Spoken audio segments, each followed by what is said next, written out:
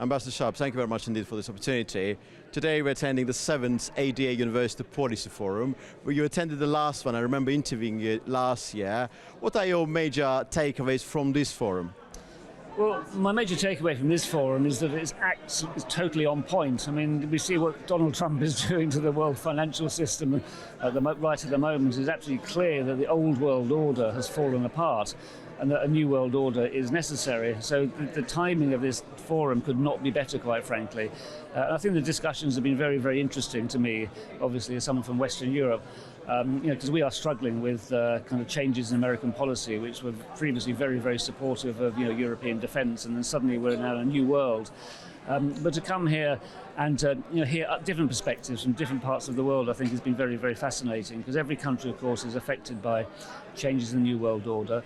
I mean, what I would say, though, is that this isn't anything new, despite what we see from Donald Trump. And we've seen these changes over maybe the last 15 years or so, with the rise of China, the problems that the West had in the crash of the global financial system, whereas Chinese state capitalism did rather well, actually.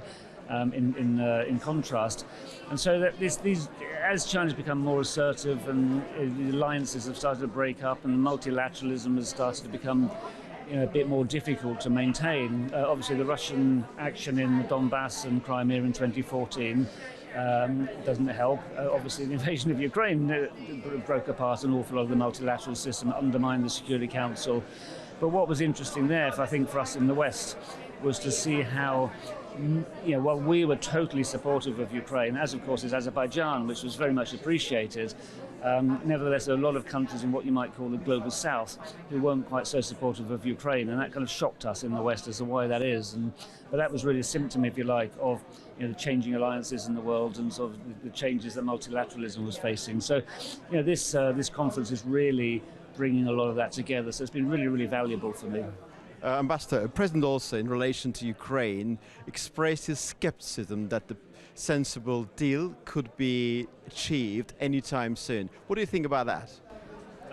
Well, we all hope a sensible deal can be achieved, but of course our starting position is that sensible deal means Russia withdrawing from all Ukrainian territory, including the Crimea.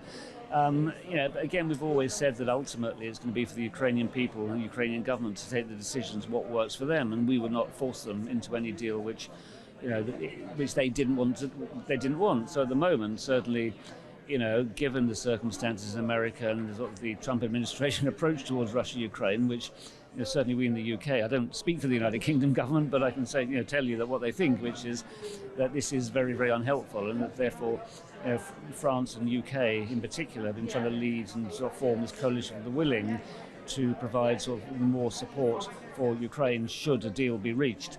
But we don't want to dictate the terms of a deal. And as President Aliyev mentioned this morning, I mean, what is the deal? What's the ceasefire? How will you marshal? How will you police that? What will happen if the two sides start fighting again, despite the ceasefire? What will happen to any peacekeeping troops that you have there? So it is amazingly complex. I mean, it's far too complex for simple minds like mine, quite frankly. But it's certainly something which we are going to have to try to sort out in the near future, and it's just a shame that all of the efforts to resolve the situation have been completely derailed for the time being by what's going on in the financial markets. And let's see, fingers crossed for the best. And the President also famously said that no nation state could actually compromise on territorial integrity. Last year, when we were conversing about Azerbaijan-Armenian peace process, we were talking about unresolved provisions of the deal, but now we reached a qualitatively new level.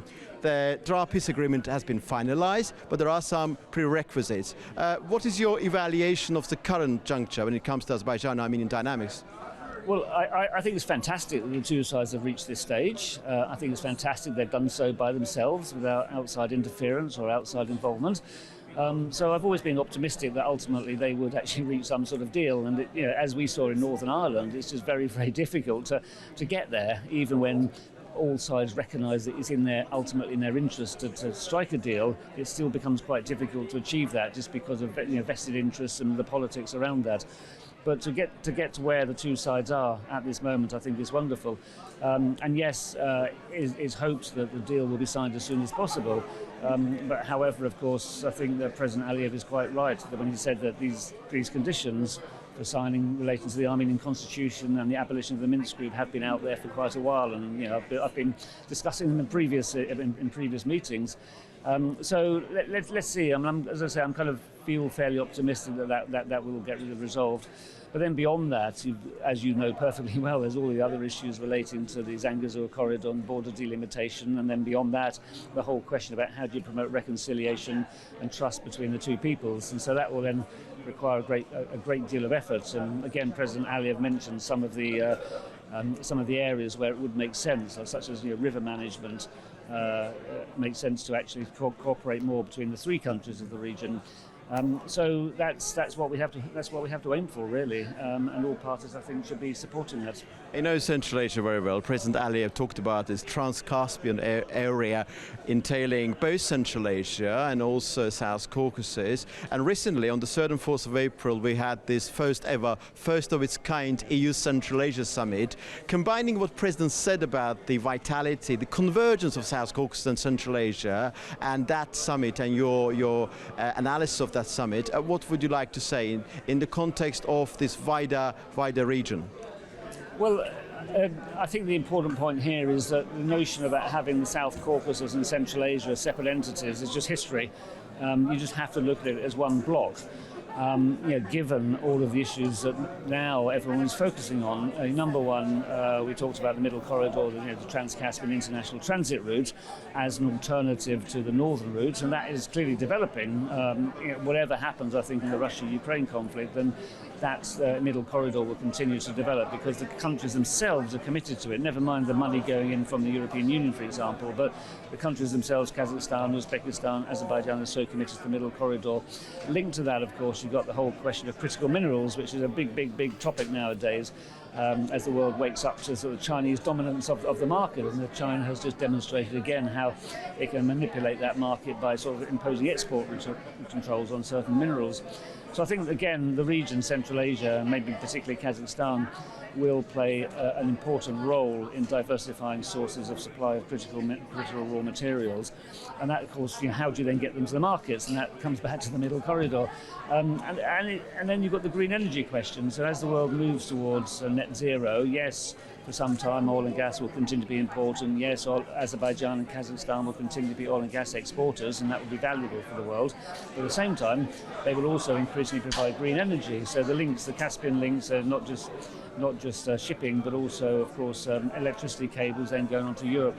So I think that all of these issues, if you look at them together, all about connectivity, Central Asia, the South Caucasus and Europe, really point to the fact that you need to sort of think about the regions as part of a wider economic bloc, not simply as individual countries or individual regions. So again, I think it will really enhance the value of Azerbaijan, the importance of Azerbaijan and the benefits for Azerbaijan, because however you look at it, the Trans-Caspian international transit route or middle corridor, it has various routes, if you like, but all of those routes go through Baku. They all go through Alat port.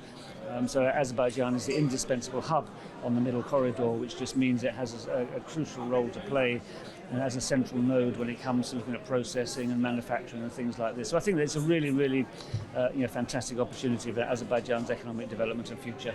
Thank you, Ambassador. So grateful to you. Yeah, pleasure. Always a pleasure.